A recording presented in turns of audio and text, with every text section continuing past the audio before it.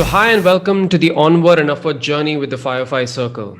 The Onward and Upward is a philosophy carved out from a passion of understanding businesses, markets, people, products, and tools. And it's a way of building perception through insights, ideas, stories, and thoughts from different experts in the areas of sales, marketing, human resources, product engineering, and growth hacking. A first in the series of Onward and Upward, powered by the 505 Circle. We're joining hands with the pioneers and the evangelists and the authors of the Growth Hacking Book 2 to bring out the essence of what their chapter is all about. A guest for today, a very inspirational and influential leader in the HR space. She's an award winning HR influencer and a business coach and a consultant as well. Saloni Kaul. Saloni, hi and welcome. Thank you so much, Kushad. My pleasure to be here today. Fantastic. Such an honor to be hosting a leader of your caliber on my platform. So, you are an award winning HR influencer, a business coach, a consultant as well. And you've actually sort of traversed three decades of experience in different sort of aspects and alignment in terms of your functions. So how has your journey been so far, and what were your triggers of inspiration, and how did you actually come about picking up HR as an area of your interest? So, very frankly, I really didn't have a clue as to where I would really go with my career when I started it out. Mm-hmm. And just one moment, let's put this.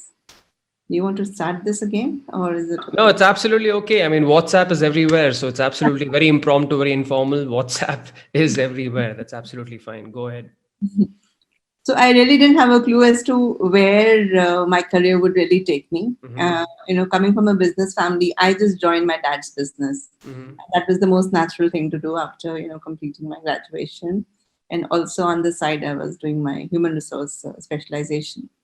So I joined his consulting business. I got a flavor of how consulting in those days worked, and I'm talking about the late 80s because that's Mm-hmm. when I graduated out.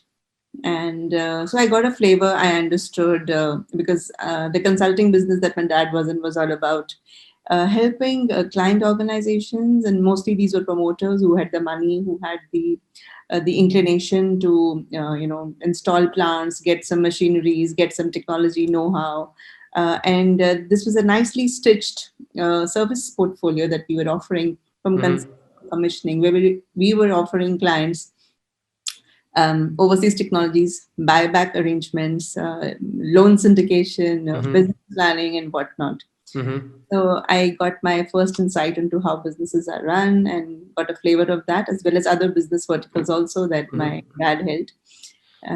And then with him, I traveled. I also traveled to the Far East because we were mostly sourcing our technologies from there. Mm-hmm. But this yearning, to know about how business operates in the corporate sector, that was a really enticing factor, to me. Mm-hmm. And it was this interest in human resources for corporates that really, drove me to, seek assignments and not just project, as an external consultant. So I told my dad, I would love to, do more of this, but somehow what we are doing as consultants is very different. It's not really down my line, but I Mm-hmm. would like to actually work as an HR person. And I started to pick up human resource project assignments. And then, as luck would have it, I got offered a chance to work as a full-time HR for one of my own clients. He said, instead of just coming, once a week, why don't you join us full-time? And we will give you a befitting position. So he gave me the lead role for his HR, Mm-hmm. and I stayed with them. And then, of course, I moved on to work with the Tata Group, and then I moved on to international companies. And I worked with American, I worked with European firms. And then when I finally rounded this up, I felt that this was the right time for me uh, Mm-hmm. to do my own business, because I always felt that this is something I want to return to. But after having spent some good time in the corporate sector to understand what are the best of HR practices, because then I feel that I'm in a position to contribute to my prospective clients. Yeah. Yeah. So that's how the 3 decades happened. And then yes, the last decade has been in consulting. that expanded from, started from HR mentoring and consulting, learning and development coaching, and now into more business capability development coaching. So to me, that's really exciting, the way things are shaping for me. Fantastic. That's quite a diverse expanse, and 3 decades is no joke. So amazing. What a journey. Great, fantastic. Now, from an HR perspective, what would be your three sort of takeaways, from your line of work, which sort of would actually help people to find their sort of truest potential? If you could just bring that out. Yeah, in fact, I would just look at my life and not specifically my line of work, because I Hmm. feel that my takeaways from my life are, when I started out, I didn't have a vision, like I told you. I really didn't Hmm. know where I was going. But then I happened to attend this program, and I was really, so this was, I think, the turning point in my life when I said, no, I need to have a vision. And Hmm. even though I was like in my early 20s, I said, nahi, 10 saal ke baad to is jagah pe, I need to reach there. Like, Hmm. I need to be heading HR of an organization. And yes, and it turned out that I was heading HR of an organization. Hmm. So I believe, for me, number one, and for everyone else, I would say, have a vision, right? Hmm. Because nothing great was ever accomplished without having a big vision. So if you are not targeting something big, how will you ever reach, right? Hmm. So that's number one for me. And this is true irrespective of any function, be it HR or be it sales, it doesn't really matter. Then I would say live a life of meaning, Yeah. give purpose to your life, and for me, that is like following my ikigai. So discover your life's purpose, and I believe that the secret to a long and happy life is to live with purpose every single day. And Hmm. that means living a life with meaning and value that can really make you more happier, more content, more resilient through hard times. Because, that's your reason for being. And that's what is going to get you out from whatever, struggle or phase period that you may be going through. And that's how you're able to influence the lives of others. So for me, that's really what matters, to be able to live a life of love, of compassion, and of contribution. Fantastic. Now, just to put you a little bit of on a little bit of a tight line or a spotlight, this pandemic has actually sort of hit us in the worst way possible, right? And HR as a function, not just in the corporate world but also outside, actually plays a very very vital role and keeping the organization ticking, in keeping the employee sort of ticking, and the so-called workforce transformation as a terminology sort of comes out to the helm of things. So, how are you actually sort of looking at this pandemic situation, and how you're sort of bringing in your expertise into the whole scheme of things and keeping your ecosystem, your network motivated at this given moment? So I would say that, I really cherish these times in terms of being able to spend time with myself. We are Yeah, all in a race, yeah, and we're always hurrying through so many things, like we got to get so many things done. So when you have times like these, when you are really, with yourself, and as a person I'm talking about, you are really able to review what's important and what needs attention. So for me, I would say that that was one of the takeaways, that you really have time to think through as to what is important, yeah, and not that you're just kind of focused on the urgent. Because yes, when you have so many things, some things will keep coming into your plate or falling off. But it's important to focus on the important more than just the urgent piece. yeah, That's one. Now, as an organization, if let's say I'm consulting with an organization, it's all about preparedness. It's about not just living life uh, for day to day, but mhm, actually being prepared for any eventuality.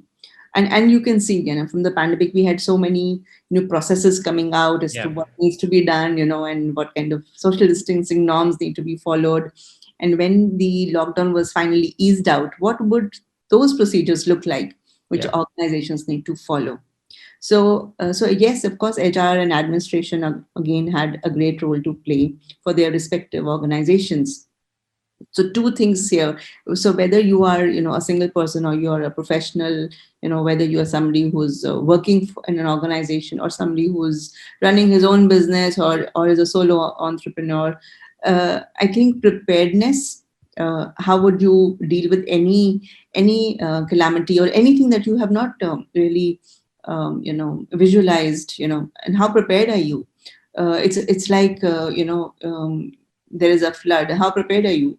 Yeah. There's a earthquake. How prepared are you? There's a fire. How prepared are you? So Yeah. look at any calamity. So there's a pandemic. How prepared are you? So I would Yeah. say that it's our preparedness, and when we kind of take it easy, and it's okay to take it easy also at times. But then, how prepared are we Yeah. for life's eventualities, and what's more important? So I think the government, people, there's a lot of soul searching that people have been doing. Yep. Absolutely. Now, coming to the most important aspect in today's conversation is the growth hacking book too, right? And you've actually sort of contributed as a co-author to that book. So we would really be interested in knowing what is your chapter all about, and what does an audience seek to benefit from reading this chapter of yours. Okay. In fact, it just comes to my mind that some of the things that people really need to be skilled. Right? We almost I was talking to a university the other day, and they wanted Mhm. to get a program run. And what kind of skills do students want to develop, or what kind of skills should really employees be looking at from a from a future perspective, or from just uh, being prepared, right? So Yep. just to add to the last bit, it's important to get your domain skills, right? Mhm. Most of the times we go wide out, like HR, Yep. so do everything.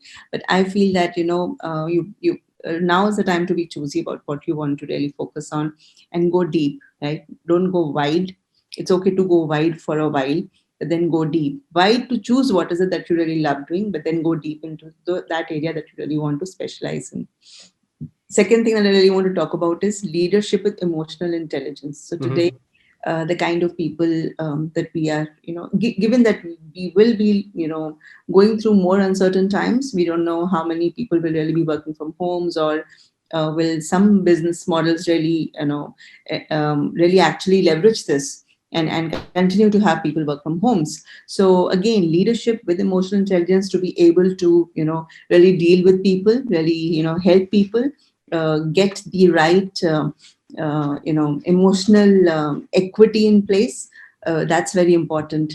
Another thing for entrepreneurs, I'd say, design thinking is really something which I've been really looking at. This is another Mhm. skill to really look at what kind of problems you are solving for your customers, and how are you going about it. How much say do you have while you are deciding as to what is it that you're finally going to offer to your customers. So these are a few things that really we must look at before we really start preparing for the future. And talking about now our book, uh, Yeah. so the book, so my chapter is on entrepreneurship Yeah. coaching, right? So how can entrepreneurs really partner with their reports, right? How can they really work with their next line of reportees, and how do they coach them in a way, in a very thought provoking way, in a way that they're able to maximize their personal and professional potential. So Yeah. that's really what the chapter is about. And Wow.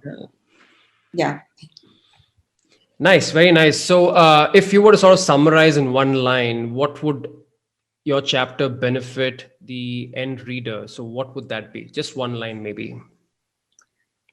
I would say, as an probably difficult to answer in one line.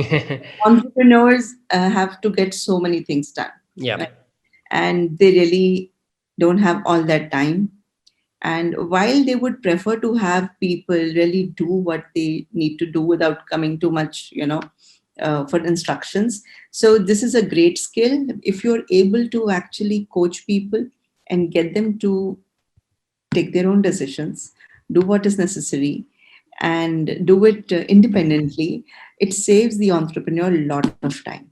So Yeah. he can use coaching as a skill. He can develop that skill to really work with his next line of reportees, so that he, of course, is in touch. He understands what's happening, but he's also coaching them in a way that they're able to go about their job without coming back to him for day to day stuff. So that's more power. That's empowering, and it's also more power to the entrepreneur. Fantastic. Sounds very interesting. I'm really looking forward and very keen to, get my hands on the book and read that chapter. So, moving ahead from a futuristic standpoint, what are your aspirations and goals? If you would want to maybe go ahead and share that. Yeah. So, given that I wear these hats, I'm a coach, but Yeah. then I coach businesses, and I also mentor human resource professionals because I have this unique business HR Yeah. hat that I wear, and I Yeah. think it's very unique because you will mostly find either business coaches or you'll find HR coaches. Yeah. To find this combination, I think that's unique. And I'm looking at bringing in another aspect, another uniqueness, which is about helping people, igniting the passion within people, Hmm. helping them discover their life purpose, and then helping them aligned, to their actions so that they're able to achieve whatever that they're looking for. And when I was looking at, this is the soul searching that I have been doing in the past. And when I kind of put this together, I felt that, whoever be my audience, and it doesn't really, matter whether the person is a professional, whether the person is a business person or an owner. Yeah. It's okay because every person has dreams, every person wants to live a fulfilling life. And that's really where I can help them do it. Fantastic. I mean, finding purpose is actually one of the most serious aspects one should really sort of look at and ponder at. And I think if you're actually working on a formulation to devise a strategy where somebody can find a purpose, I think that's fantastic. So, really looking forward to that.